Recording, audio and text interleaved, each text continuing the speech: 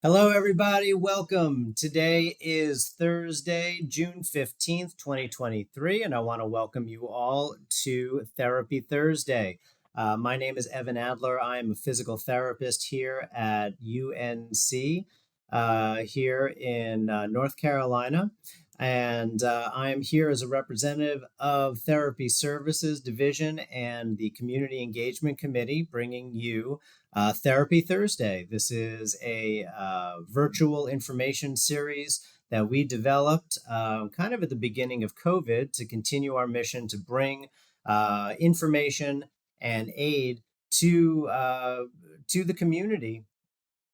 Something that we would normally do in person, which we were really shut down from doing for a while. So we went the virtual route. It's been very successful for us. We've gotten a lot of positive feedback, so we've decided to continue it on. So here we are today for another episode.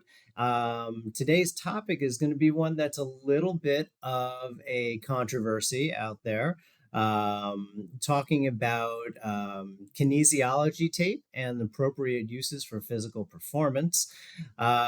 So, what I would encourage everybody to do is just sit back, relax, and listen to our presentation. If you have questions during, please do put them into the chat. I'll be monitoring that, and hopefully, we'll save some time at the end for some Q&A. And also, you can use the chat feature there. I put a couple of links in there to take you to our YouTube channel where we have archived videos of previous episodes of Therapy Thursday, and for our Facebook page where you can find information about upcoming events, both in person and virtual. Okay, so with all of that said, I'm going to go turn it over to today's speaker. He is a physical therapist based at our Meadowmont location here in Chapel Hill, Phil Miller. Phil, take it away. What is going on, guys? So again, my name is Phil. Been with UNC for almost 2 years now.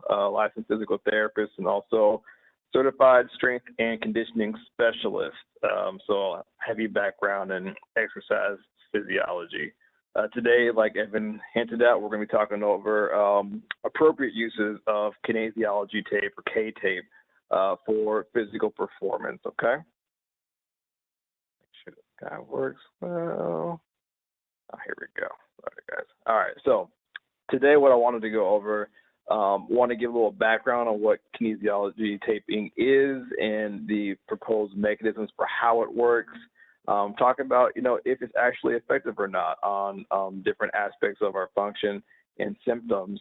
We'll go into the appropriate application techniques as well, or the basic application techniques, because there's a lot of them, a lot of different theories and whatnot that are associated with kinesiology taping. And then we'll have some time, again, like Evan said, for some Q&A at the end. I do not have any disclosures, just in case, no gang affiliation. So again, kinesiology taping. There are various brands out there. Some common ones are Kinesiotape, rock tape. It is a modality that we use with the intent of doing a variety of things, at least. That being decreasing pain, improving your comfort with different movements. We've seen some application in reducing swelling as well, and to increase your sense of awareness of where your body is in space, or proprioception. So as I alluded to before, there are a lot of different rationales as to how kinesiology taping works, but the ones that seem to be most supported in the research includes its effect on the pressure of what's called mechanoreceptors, or pressure receptors within your skin, that top layer of your skin, and that can influence how your pain is interpreted, okay? Other things that we've seen it for include, again, lymphatic circulation, which is just some fluid movement throughout your body. Again, mostly associated with that within that level of the skin, or more superficial types of swelling. And then some sort of passive stability as well. So rigging the tape up in a way to where it kind of keeps a certain body region stable, okay? Again, each of these different things has limited, or at least that kind of conflicting evidence as to if it works or not, and we'll get into that here in a second. So again, I don't want to bore you at all with the evidence of what it says, but does it really work? Yeah, maybe it might be able to help. Others say that it doesn't. What it really comes down to is what you are using it for, right? And the intent behind it. Everyone's going to be different, even though researchers might say that it might work with one certain population. Someone might not respond to it, even though you do everything right. So I think it's a really good thing to note is making sure that you are doing more evidence-based interventions leading up to your application of kinesiology tape, just to ensure that you're checking your box with things that have shown to work better. Okay.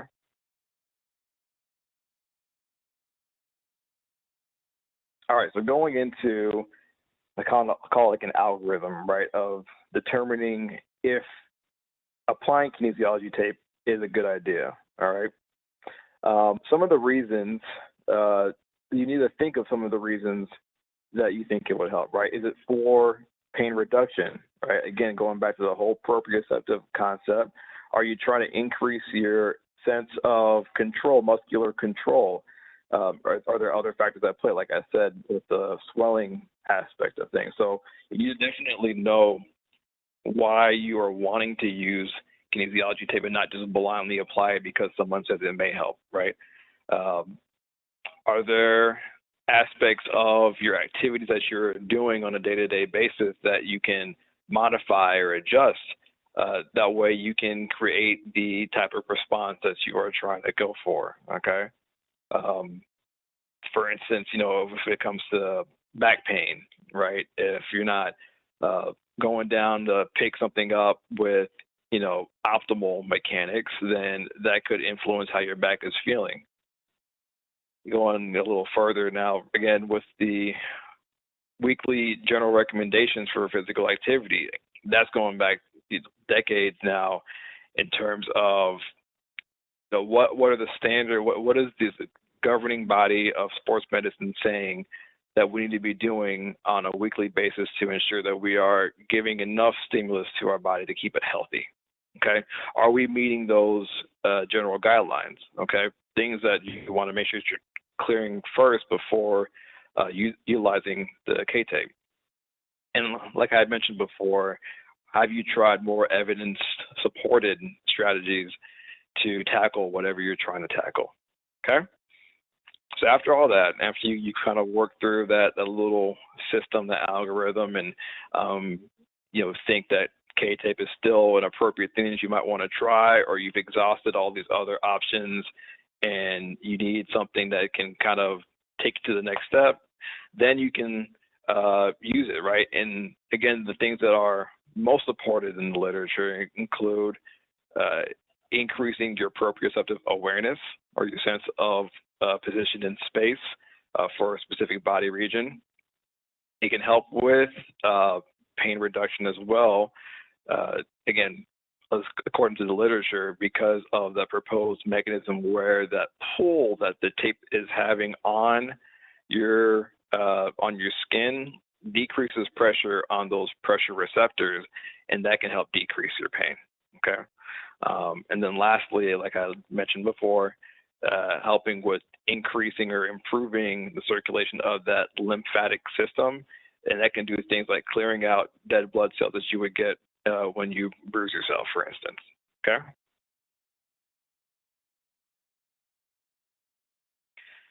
So we decided to put it on. All right. What are some general principles with kinesiology tape application? Right.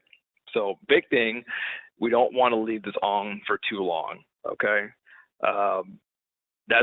That's more so as a thing in regards to the irritation to the skin. Okay. Which there are some other points here that tie into that, but you don't want to leave it on longer than a day just because of the potential irritation it can cause to the skin. Especially if you go to take a shower, for instance, to get it wet, that can change how the skin is and how the application of the adhesive on the tape is adhering to your skin. So again, just general rule, try not to leave it on for more than a day. Obviously, don't apply it if you're allergic to adhesives. Sometimes we have to say things like that, but don't do that. When you're applying it, you want to make sure that you're prepping the skin for application of an adhesive. And the best way that it's going to stick if it's clean. So make sure there isn't any dirt, debris. If you do have longer hairs in the area that you are applying it, you may want to consider shaving it if you really want to apply the tape, right? So that might be something that you need to consider as well. The anchor points, which I'll get into in a second, should not be stretched out just to make sure that the tape is adhering to the skin well, okay? And so it doesn't cause skin irritation. Kind of with the whole title for this presentation too, a lot of times you see, at least in advertisements and pictures and whatnot, that people are all taped up in every sort of way, right?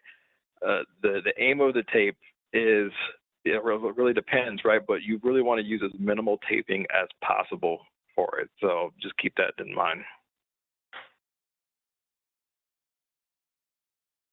Alrighty.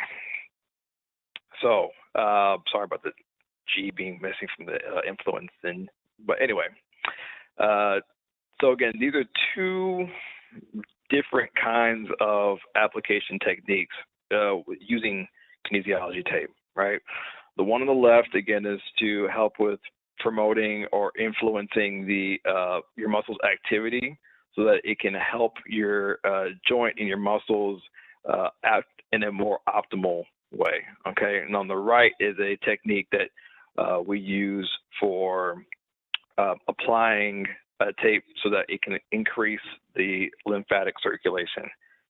So starting on the left, right, with the taping strategy for influencing muscle activity, again, minimal taping. And when you're applying it, you see how this is kind of in a X or T pattern. The objective, at least with this picture, is to create what's called a force couple, or just the summation of pull in two different directions. With that, in this picture, what they're trying to do is pull the shoulder blade into a more optimal positioning so that she doesn't have either discomfort or increases the mechanics, the optimal mechanics of the shoulder so that she can perform better. When applying the tape in this case, right, anchor points, like I had mentioned before, at one end, you want to make sure that you are not pulling on it. It's kind of just like lying flat on top of the skin. And then you would hold that part down, stretch out the band. The band can stretch out a good bit, but you don't want to stretch it out too much, right? So you stretch it out probably 50 to 75% of what it can fully stretch, and then gradually work your way in the direction of the end point, right? So for the more horizontally directed tape, right, end point is going to be a little under the armpit, okay? You would pull and ensure that you are getting a good, smooth adherence, right, to the skin, all the way up until like the last maybe inch or two of the tape, which is again where you don't want to stretch it out too much. So both ends of the tape you're trying to avoid stretching out, just so that it can adhere to the skin better. All right. Same goes for the direction of the tape going a little more vertically. The combination of the pull from both the vertical tape and the horizontal one is kind of a diagonal at a 45-degree going into that where it says CrossFit on her sports bra. So that's going to help pull that shoulder blade, that scapula, into a more optimal positioning for her to perform her activities. Okay. Again, that's only really if she absolutely needs it. Okay, if her shoulder blade and her shoulder's working fine, there's no point in utilizing the tape. But if she's having some difficulty figuring out where her shoulder blade needs to be, this can be a good strategy for her to use to teach the muscles rather, how to position, how to hold the shoulder blade in a specific area. Okay? There's a lot of talking, sorry. So now on to the other side in terms of applying the taping for increased circulation. Again, so the whole premise of this type of taping technique, you're lifting up the skin, the top layer of your skin, so that more fluid can circulate and be flushed out of there. That can help with swelling, with decreasing bruising in the area. Okay. When applying tape for this type of method, you can notice where there's a lot more almost spaghetti strands, or almost, we call them squid legs, right? So you've got the top part, which is a broad, uncut area, right? About 2 inches worth. That's going to be your anchor, okay? That's going to be oriented or positioned closer to the body, right? So you don't, in this case, to help bring swelling up towards the mid part of her body, right? You want to make sure that the head of the squid, we'll call it, right, is close to the midline of the body versus it being towards the heel, right? So you've got the anchor point situated up top, and then you have these other legs, right, that are cut not too narrow, right, because you want to be able to stick well. So about maybe divide it in fourths or fifths, and you're applying it very similarly to how you would with the taping on the left side, right, with the muscle activity, the proprioceptive type taping. And you're going to stretch it out, kind of fan it out as the applier is doing here, fan it out, and then kind of come back in with it as well. So all that area encompassed by the tape is going to help, or at least influence and promote increased circulation within that area. Okay, so here you might need some extra bits of tape, but again, try to use as minimal as possible with it. Okay. All right, so remember that the intent of the tape is to teach your body how to activate the muscles, right? You're using this as a bridge, as an adjunct to teaching the body how to work a little better. You don't want to create a reliance on the tape. Maybe I think it's going to work. The computer bugs. All right, there we go. Any questions?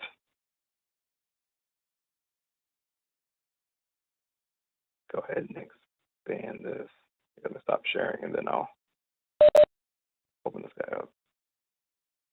Oops. Bill, thanks so much for that.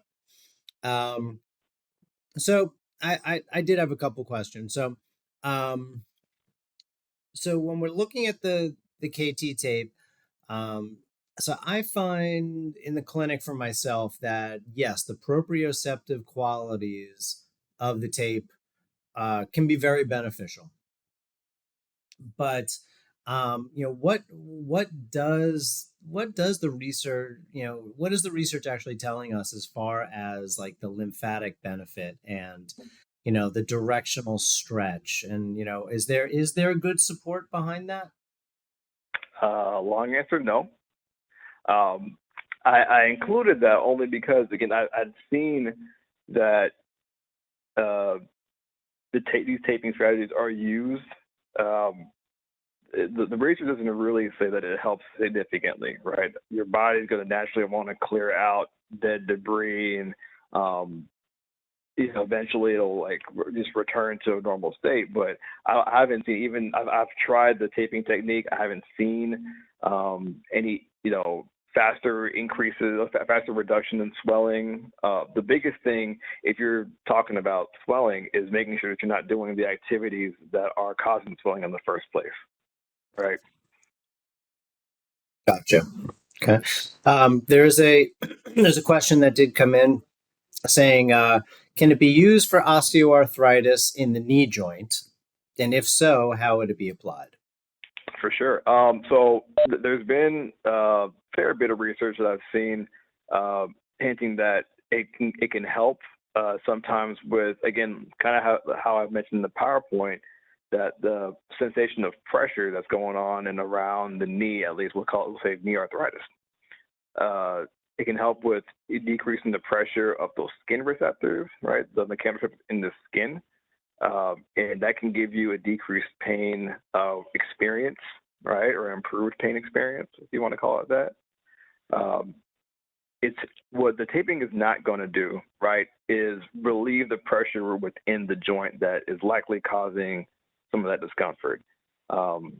Also, along with arthritis, sometimes it's not just a joint-specific issue. It can be a metabolic issue as well. That's a whole separate conversation. But the point that I'm trying to get to is the taping can help with decreasing pain to an extent in an arthritic joint, but not because it is relieving pressure at the joint.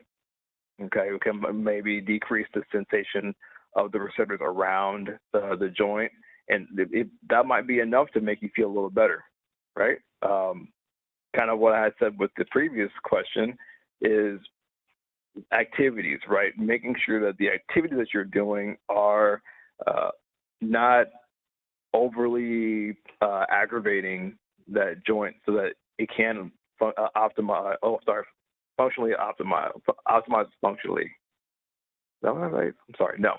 So that it can functionally perform at an optimal rate.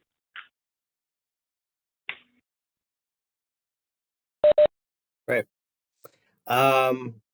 There's another question that came in. Given the lack of evidence for the lymphatic circulation, do you see K-tape being a complement to myofascial release sessions or neuromuscular therapy? Again, complement would be a great word for that, right? Both of the myofascial release techniques, and so again, those two in itself are different types of interventions. Let's go to myofascial release first. In the sense of trying to release the fascia or like decrease pressure on the fascia, it won't be able to do too much. There'll be some effect depending on what layer you're going into, right? Because the fascial system is interwoven all through the muscles. It's not just the superficial or surface layer, right? So it may be able to affect the more surface level fascia, but those deeper types, no effect on those. Regarding the neuromuscular aspects, again, that goes into proprioception. You want to make sure that you're getting good proprioceptive training to begin with, right, before even trying to apply the tape, right? I feel like that needs to be utilized first and tried first before even trying the tape. And even when you apply the tape, right, you still want to continue with those same kinds of interventions just to reinforce that nervous system's ability to learn how to function properly or optimally. Hope that makes sense.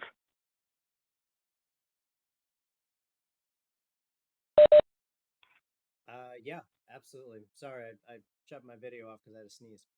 Uh, yeah, no, that's excellent. I found that I don't use K-tape all that much because of some, pretty much because of the lack of evidence there. But my question to you is, what what do you find to be a good indication to use KT tape over, say, just straight athletic tape to try to get some of that proprioceptive effect? Sure. So I think what I've seen, at least with athletic taping, in terms of improving like a proprioceptive response, I've seen it more so to increase like stability within the joint. Like for instance, you see the football guys taped up all around their ankles and whatnot. That's supposed to provide stability, right? Versus the K tape. You mean it's tape, so it's going to provide some bit of stability, right? Not to the extent that athletic tape would, only because it's not as stretchy. But with the K tape, what you're going to get with that is a propensity to get the joint back into whatever position that it was initially taped in, right? So if it's your ankle, again, and you're taping up, you're using K tape to wrap the ankle, there's going to be a little bit of a stretch response, right? It can still roll and bend in different directions, but the aim of that's going to be to get it back to that neutral position. And with that, hopefully we can allow for more degrees of freedom, right? It can move a little more normally, but still try to teach that nervous system, the muscle, to respond to get the foot back into what we would hope to be a neutral position, so that it's not rolling as much. Again, all that should be as an adjunct on top of, good strength training, good balance and proprioceptive training as well. Excellent. Thank you. Are there any other questions for today? You can either put them in the chat or you can raise a virtual hand. We can get you on here. While we're thinking of anything else there, I would do want to thank everybody for joining us today, and thank you, Phil, for presenting. I do invite you to please check out our YouTube channel for past episodes, and check out our Facebook page for upcoming events and such. But other than that, are there any other questions? Going once. Oh, here we go. So what about using it for idiopathic peripheral neuropathy pain? That's a fun one.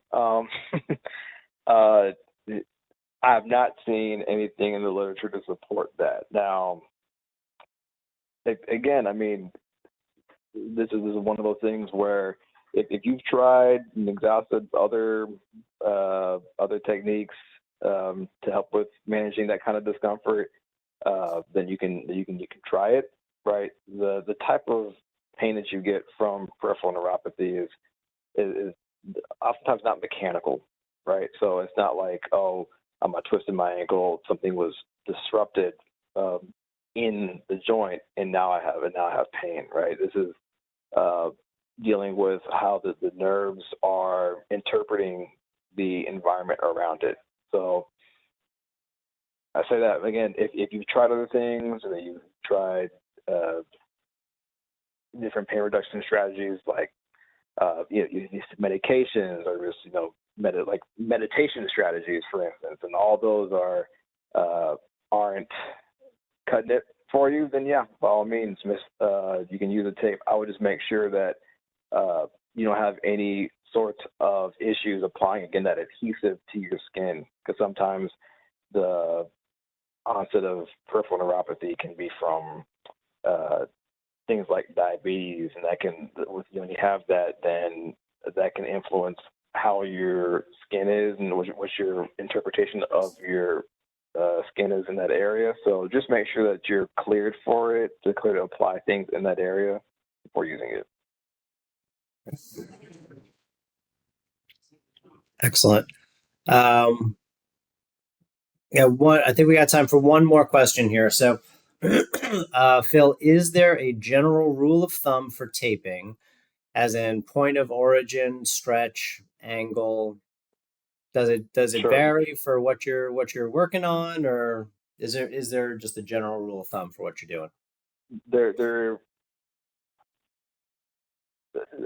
I think as long as you have an intention on the direction that you're trying to influence, right? So say if you're trying to promote a little bit more extension or straightening of your back, right? Then you want to orient the tape in a way to where it's pulling you in the direction that you're wanting to go or trying to influence, right? Uh, and again, the minimum taping is necessary in this regard. You'll see sometimes people cross tape and tape in all these different directions. But at the end of the day, as long as you've got some sort of feedback telling you that you need to stand up a little straighter, right? That just one or two pieces of tape can help with that. And the direction of it should go in line with the pull of the muscles, right? So that's usually where you want to go with that. Right. So I know you don't have your camera there. So for those who can see me on camera here, right? So if you're looking to extend your back, so I'm just going to turn to the side here, right? So you would want it to run up and down the length of your back, so that would be pulling you into that extended direction, if that makes sense. So if you were trying to pull your trunk into flexion, you would need tape on the front or anterior side of your body to pull you that way. Right, exactly. And again, it's going to be different for different muscle groups. Yeah. There are different schools of thought on how to apply it to, which gets a little hairy. But I think general principle, as long as you're going in the direction of what you're trying to influence, that's how you should tape it.